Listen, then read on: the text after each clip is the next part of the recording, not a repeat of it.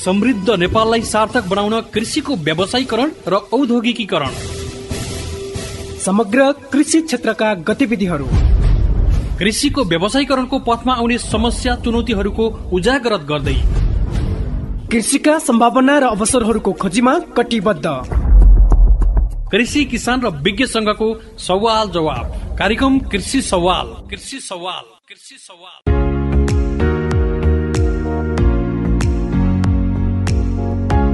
नमस्कार अनि हार्दिक स्वागत छ। कृषिको विकास प्रवर्धन तथा व्यावसायीकरणको पथमा कटिबद्ध रेडियो कार्यक्रम कृषि सवालमा यहाँहरूलाई हार्दिक स्वागत छ। म हुँ असीम सापकोटा।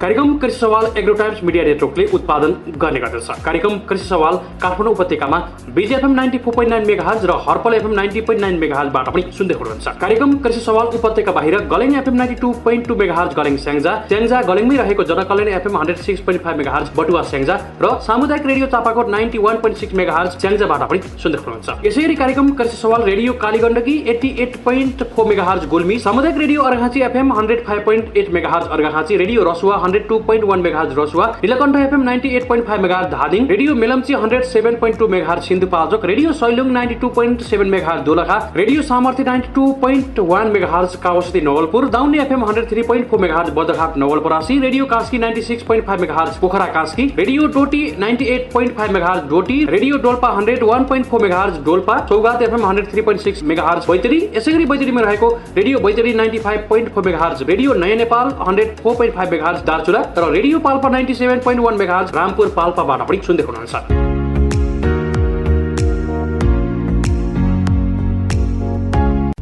हामी हरेक विषयहरूलाई उत्तिकै महत्त्व दिने गरेका छौँ र त्यो विषयमा प्रवेश गरिसके पछाडि त्यसका सार संक्षेप कुराहरू, सम्भावित समस्याहरू, त्यो क्षेत्रका हामीले जुन विषयमा छलफल गर्छौँ र त्यसको समाधान पनि त्यसै क्षेत्रका विज्ञ मार्फत र सम्बन्धित निकाय मार्फत पनि सोल्युसन खोज्ने प्रयासमा हामी जुट्ने गर्दछौँ।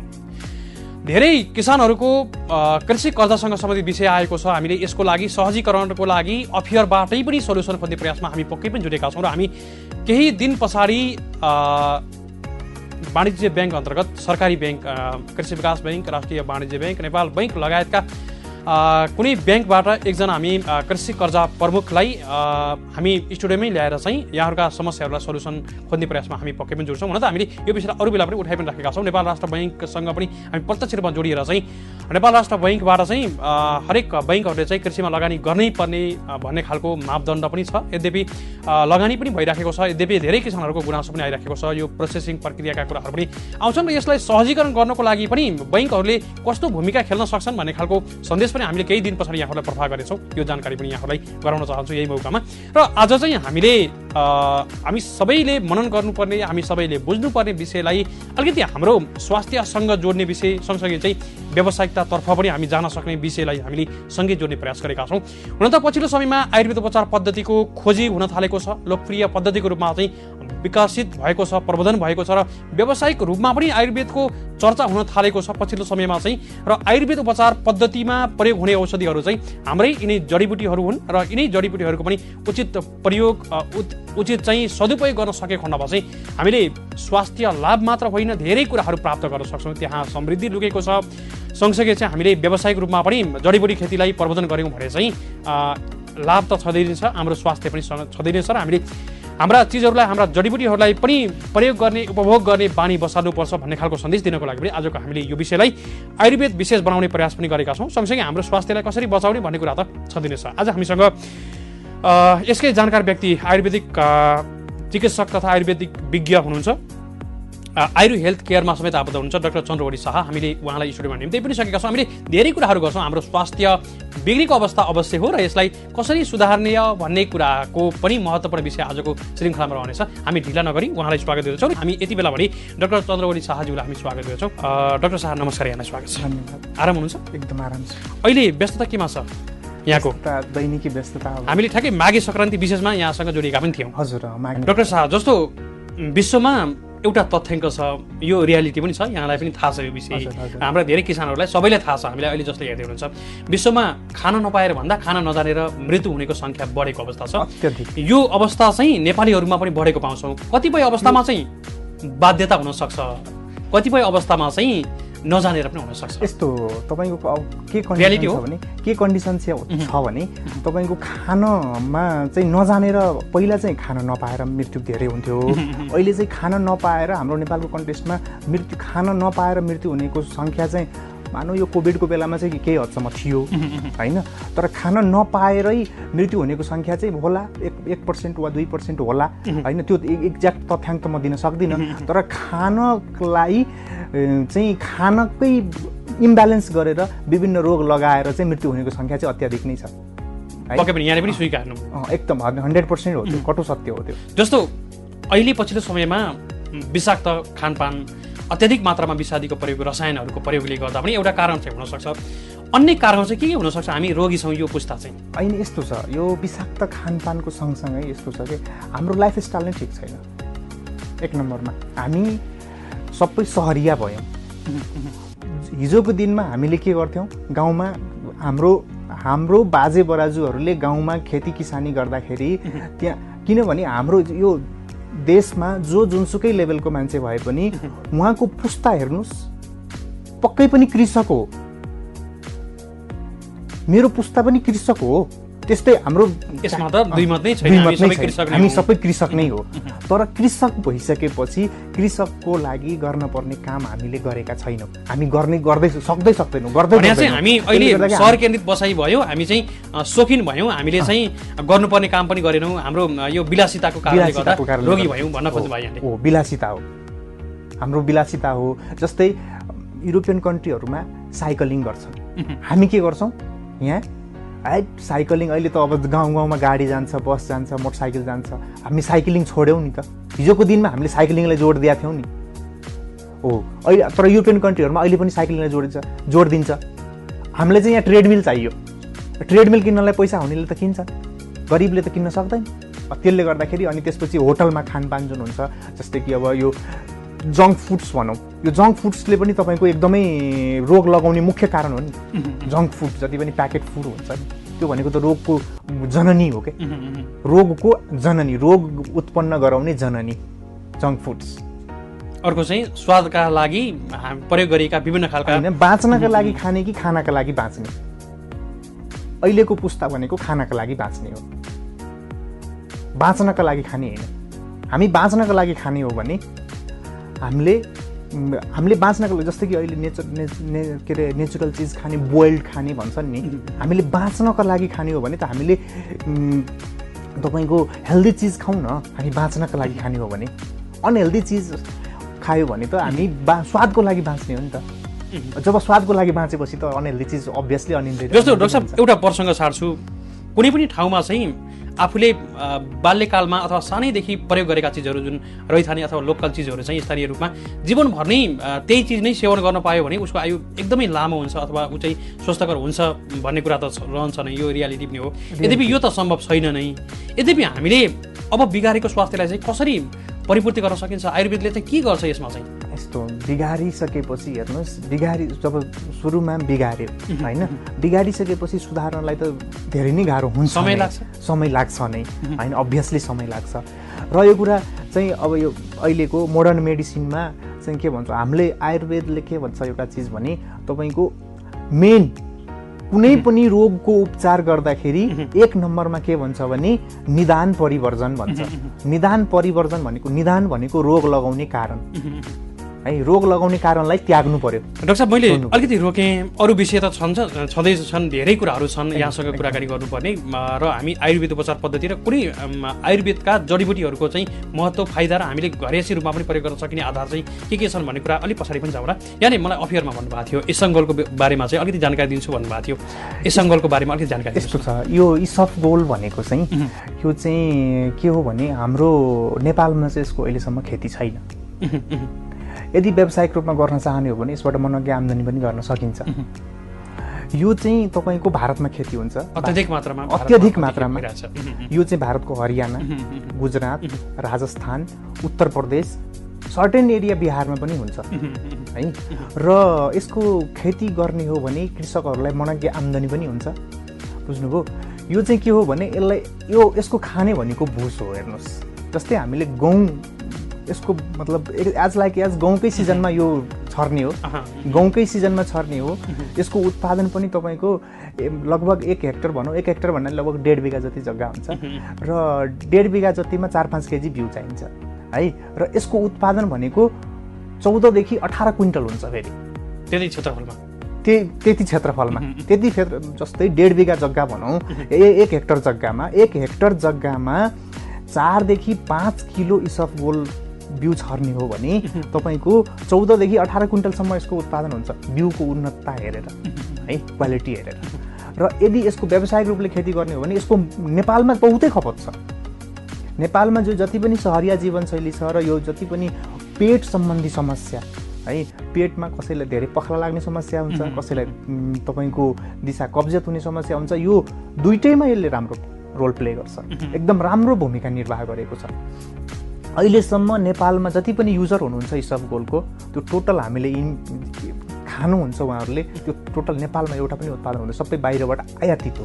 तर यसको सम्भावना चाहिँ छ भन्नुहुन्छ यहाँ? सम्भावना चाहिँ यसको यदि स्टडी गर्ने हो भने, यसलाई यदि राम्रो तरिकाले काम गर्न चाहने हो भने, किनभने 25 देखि 30 डिग्री सेल्सियसमा यसको बिउ उम्रिनलाई चाहिँ टेम्परेचर चाहिन्छ, 30 देखि 35 डिग्री सेल्सियस चाहिँ यसको लगभग टेम्परेचर चाहिन्छ। डिसेम्बरको सिजनमा जेनरली अक्टोबर टु डिसेम्बरको सिजनमा यसको बिउ छर्ने सिजन हो होइन। र यो चाहिँ वर्षै पछि छर्नुपर्छ, गहुँ जस्तै हो भन्नाले यो अहिलेको सिजन जुन चलिरहेछ र यो कुरा अहिलेको यो सिजन भनेको त यो अहिले यो मैले कुरा किन निकाल्नु भने यहाँ हजुरहरूको निम्तो पाएँ र यहाँ आउने मौका पाएपछि अनि एउटा युनिक चिजको कुरा गरौँ र यो युनिक चिजले यसलाई सम्भाव्यता अध्ययन गर्दै गएर यदि आगामी दिनमा यसको गर्ने हो भने यहाँका कृषकहरूलाई पनि मनग्गे आम्दानी हुन्छ। प्लस यसको सबभन्दा बेसी खपत हुने कन्ट्री भनेको अमेरिका हो। इसबगोल सबभन्दा विश्वमा सबैभन्दा बेसी खपत गर्ने कन्ट्री नै अमेरिका हो। यदि नेपालका कृषक दाजुभाइ दिदीबहिनीहरूले यदि यसको व्यावसायिक तरिकाले यदि सुरुवातमा कमै गर्नु होला, नेपालमै खपत गर्नु होला होइन।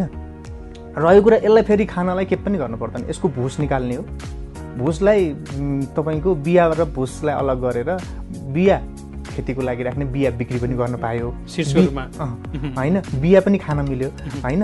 प्लस यसको भुस चाहिँ धेरै चिजहरूमा युज हुन्छ, जेनरल हाम्रो फुडहरूमा पनि युज हुन्छ, जस्तै बेकरी आइटममा युज हुन्छ है, बेकरी आइटमहरूमा युज हुन्छ, लगायतका यो अब आइसक्रिमहरूमा युज हुन्छ है, धेरै चिजमा युज हुन्छ। प्लस यसलाई हामीले हेल्थको दृष्टिकोणले, हाम्रो स्वास्थ्यको दृष्टिकोणले गर्ने हो भने हामीले 1 गिलास तातो पानीमा 1 चम्चादेखि 2 चम्चा राखेर राति सुत्ने बेलामा खाने हो भने हाम्रो पेटको अपच जुन हुन्छ, हाम्रो पेटको दिशा कब्जियत हुने समस्या हुन्छ, त्यो समस्या हटेर जान्छ। त्यसपछि यसलाई हामीले दुधसँग हालेर पनि खान सक्छौँ। बच्चाहरूमा धेरै कब्जियतको समस्या देखेको कन्डिसनमा चाहिँ यसमा मिश्री हालेर पनि खुवाउने गरिन्छ है। तर बच्चाहरूमा चाहिँ जेनरली खासै यो फेरि यो के छ भने तपाईँको यो वर्ल्ड वाइड अहिलेसम्मको जस्तै कि एलोप्याथिक मेडिसिन र आयुर्वेदिक मेडिसिनको जुन एउटा केही न केही तरिकाले अलिकति कन्फ्लिक्ट तरिकाको हुन्छ नि, तर यसलाई अङ्ग्रेजीमा सिलियम हस्क भन्छ क्या, इसबगोलको भुसा, इसबगोलको भुसी भन्छ, सिलियम हस्क भन्छ क्या। र यो सिलियम हस्क चाहिँ तपाईँको ह्यारिसन मेडिसिन बुकमा पनि छ, डेभिडसन मेडिसिन बुकमा पनि छ। यो सबै जति पनि मेडिसिनका मोडर्न मेडिसिन एलोप्याथिक साइन्सको मेडिसिन बुकहरूमा छ नि, कन्स्टिपेसनको ट्रिटमेन्टमा सिलियम हस्क युज गर्ने भन्छ। कुनै मेडिसिन छैन, तर हर्बल मेडिसिनको त्यहाँ बकाइदा वर्णनै गरेको छ, सिलियम हस्क दिने भनेर वर्णन गरेको छ। यो त्यतिसम्म पनि रिसर्च उनीहरूले पनि गरेका रहेछ नि। हामीले त जमानादेखि यो रिसर्च गऱ्यौँ, हाम्रो बाजे बराजुले गरे, हामीले खाइरहेछौँ, आयुर्वेद भनेर खायौँ।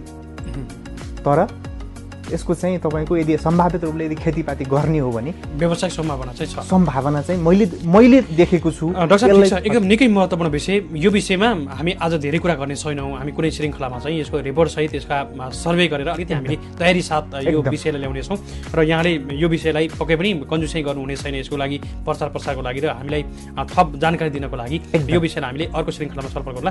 अब हाम्रो स्वास्थ्य बिग्रिसकेको अवस्थामा छ, एउटा यो पनि हाम्रो पेटसँग सम्बन्धित विभिन्न खालका समस्या भएका व्यक्तिहरूलाई यो पनि एउटा काम लाग्ने विषय रह्यो। पेटसँग मात्रै होइन, यसले कोलेस्ट्रोल लेभललाई पनि राम्रो बनाउँछ। कोलेस्ट्रोल लेभल यदि कसैको अल्टर्ड छ भने कोलेस्ट्रोल लेभलमा अब तपाईँको हाई कोलेस्ट्रोल लेभल छ भने यसले नर्मल बनाउने काम डाक्टर साहब एउटा जिज्ञासा छ, यसको बजार मूल्य चाहिँ कस्तो रहन्छ औसतमा चाहिँ? बजार मूल्य अहिलेको कन्डिसनमा तपाईँको जस्तै हाम्रो डाबर इन्डिया या त्यसपछि हाम्रो नेपालको भास्कर हर्बाच्युटिकल्स छ, भास्कर, यिनी कम्पनीहरूले चाहिँ तपाईँको मार्केटमा लगभग 100 ग्रामको त्यही 160 170 अराउन्ड छ। मानौँ न 200 नै राखौँ न होइन, अनि या 150 नै राखौँ, अथवा केजीको हिसाबले 100 भन्दा माथि छ, 1500 पर केजी भइहाल्यो नि होइन। रिटेल मार्केट त्यो भयो। रिटेल मार्केट त्यो हुनु भनेको तपाईँको अब मानौँ व्यावसायिक रूपमा उत्पादन, कृषकको उत्पादनमा त मानौँ कृषकको जति हुन्छ मानौँ 10 क्विन्टल होला या 18 क्विन्टल होला या 20 क्विन्टल होला,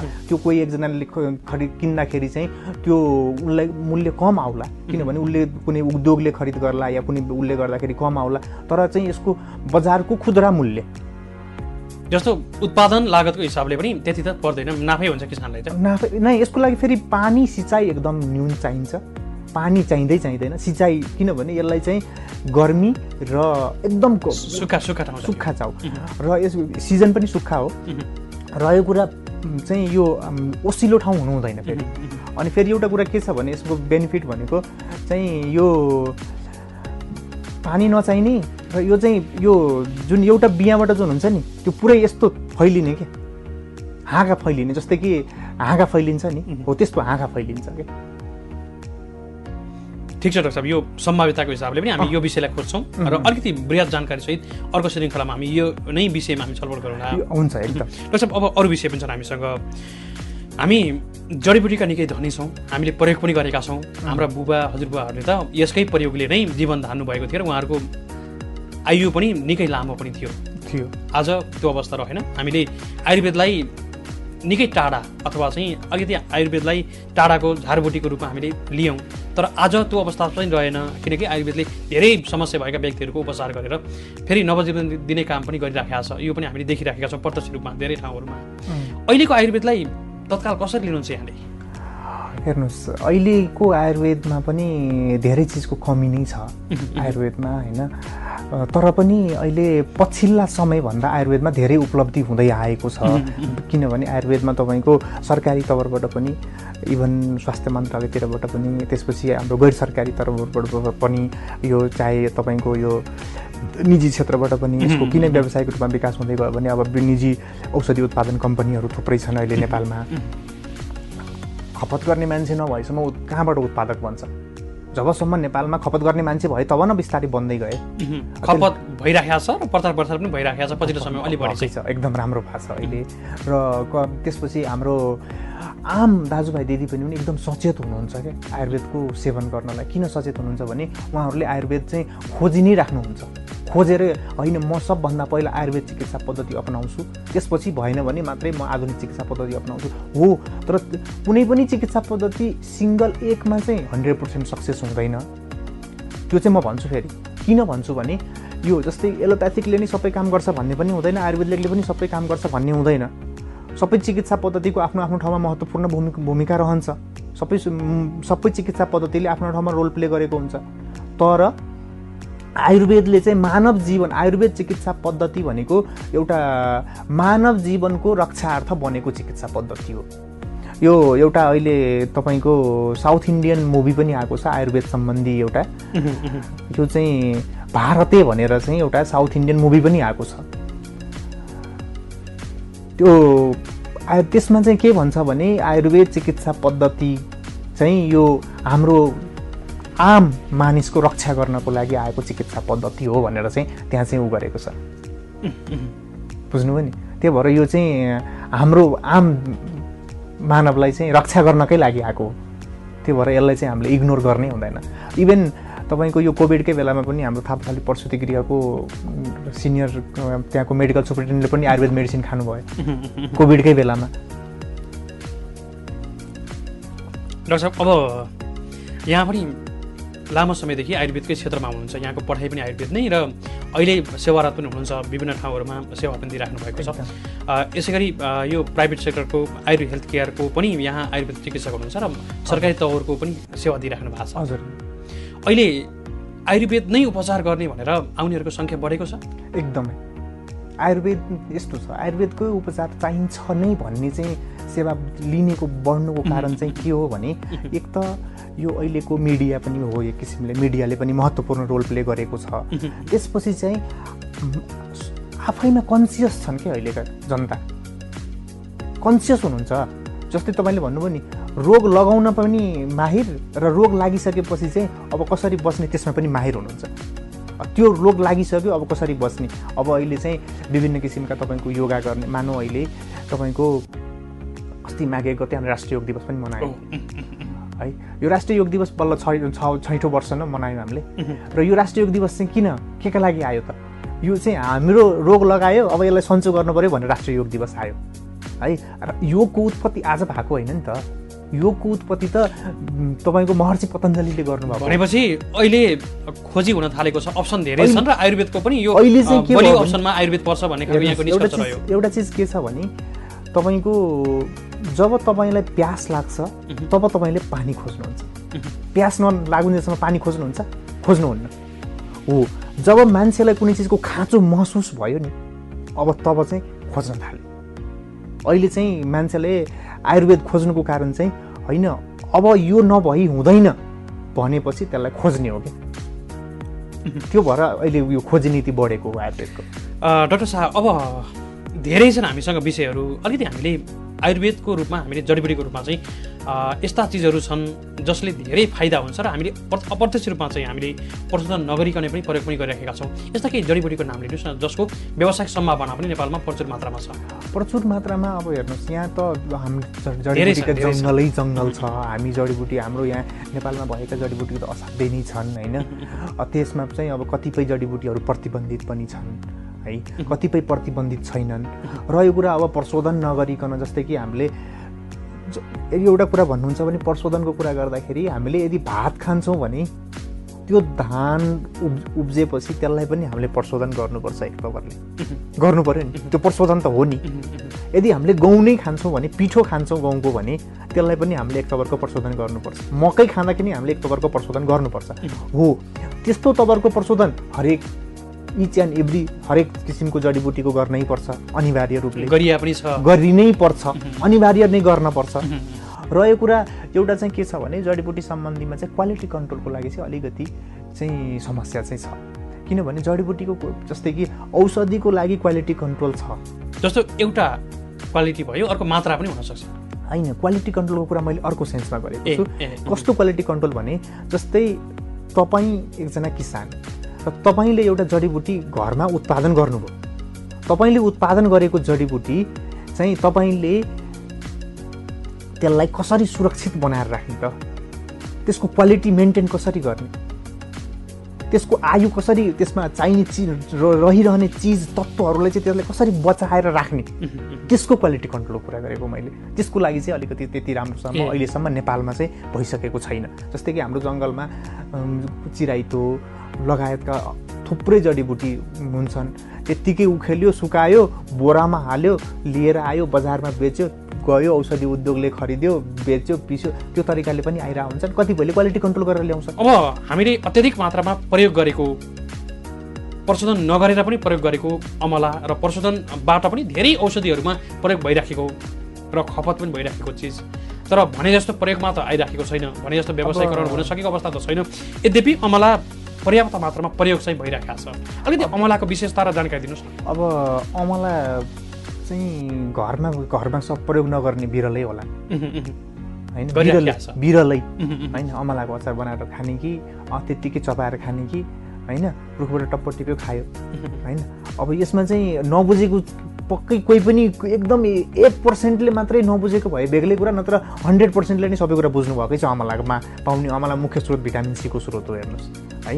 त्यसपछि रह्यो कुरा अमलाबाट बन्ने आयुर्वेदका औषधिहरू चाहिँ के छन्, यी कुराहरूमा चाहिँ उहाँहरूलाई धेरैलाई जानकारी नहुन सक्छ। अब वास्तविक रूपमा भन्ने हो भने जस्तै अमलाबाट आयुर्वेदका जो औषधिहरू चाहिँ के बन्छन् भने जस्तै यदि पेट सम्बन्धी समस्या छ त्रिफला चूर्ण भन्छ, सबभन्दा महत्त्वपूर्ण त्रिफला चूर्ण पेट सम्बन्धी समस्या छ, त्यो यदि बन्यो भने त्यसमा हर्रो बर्रो अमलै हुन्छ ल है। च्यवनप्राश बन्छ, अमला नभई च्यवनप्राश बन्दैन, अमलै चाहिन्छ, अमला नभई च्यवनप्राश बनेन। त्यसपछि तपाईँको यो अन्य धेरै औषधि छन् आयुर्वेदमा, औँलामा गनी साध्य छैन। चूर्ण औषधिहरू, यो पाउडर औषधिहरू, ती चूर्ण पाउडर औषधिहरू चाहिँ बिना अमला बन्दै बन्दैन, किनभने बिना सबैमा हर्रो बर्रो अमला, त्रिफला त्रिकटु यी अनिवार्य चिज हो सबै। जस्तै कसैलाई पेट सम्बन्धी समस्या छ, कोहीले अभिपत्तिकर चूर्ण किनेर खान्छ भने त्यसमा पनि अमला हुन्छ। भिटामिन सीको कमी भयो, अमला खानै पर्यो होइन। यसमा चाहिँ अब त्यही नेचुरली जाने कि भिटामिन सीको कमी छ, भिटामिन सीको ट्याब्लेट पनि किन्न पाउँछ नि बजारमा। बजारमा भिटामिन सी ट्याब्लेट किनेर खाने कि अमला चपाएर त्यसलाई मेन्टेन गर्ने, त्यो दुईटा कुरा हो।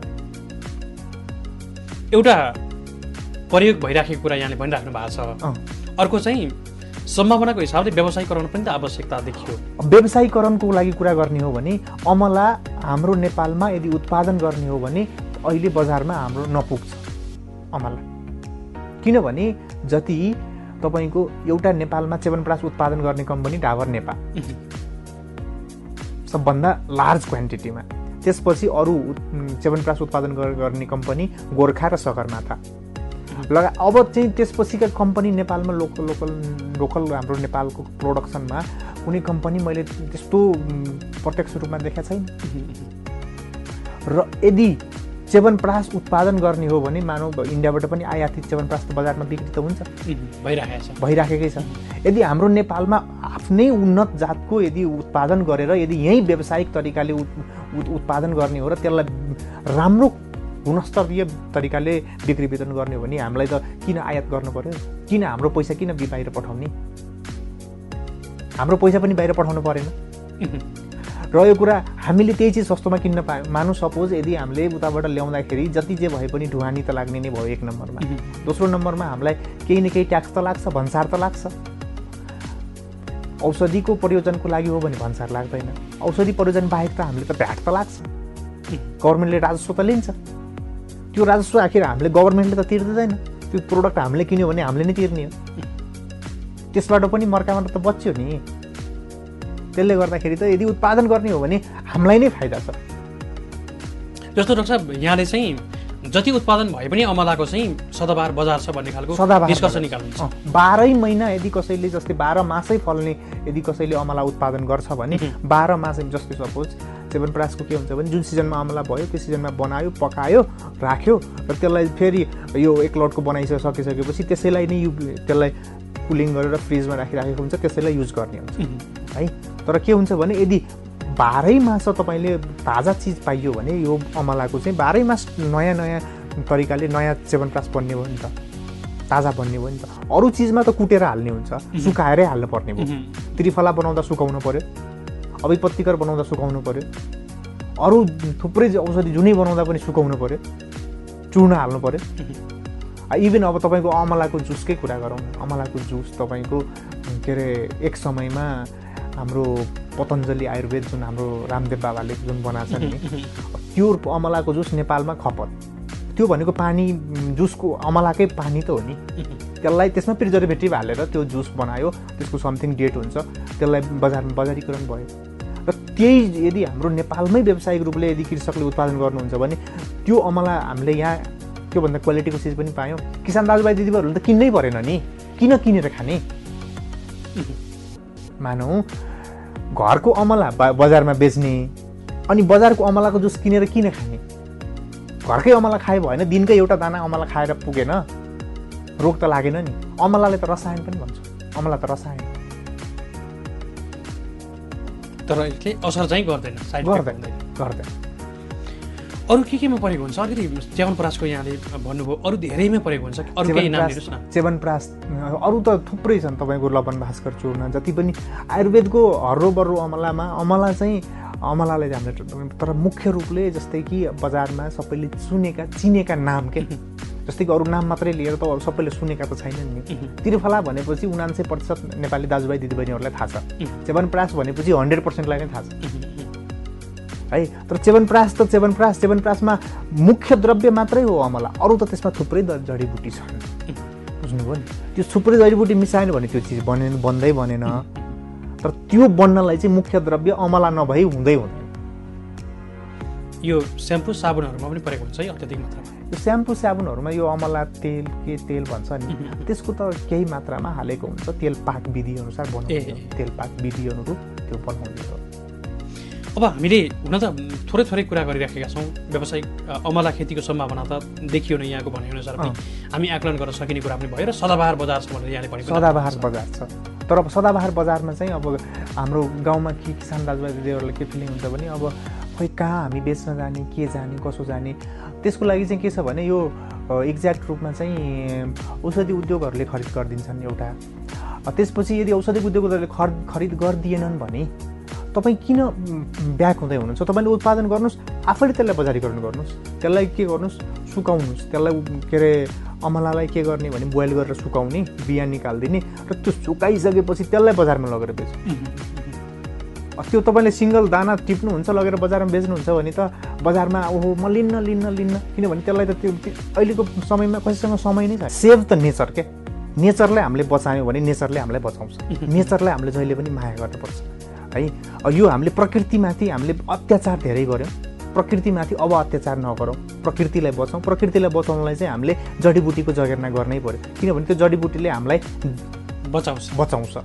डाक्टर साहब, निकै महत्त्वपूर्ण विषय यहाँलाई जानकारी गराइदिनु भयो, हामी धेरै आभारी छौँ। धेरै कुराहरू सिक्ने अवसर पनि यहाँले गराउनु भएको छ। कृतज्ञता ज्ञापन गर्दै बिदा गर्न चाहन्छौँ। नमस्कार। हस्, धन्यवाद।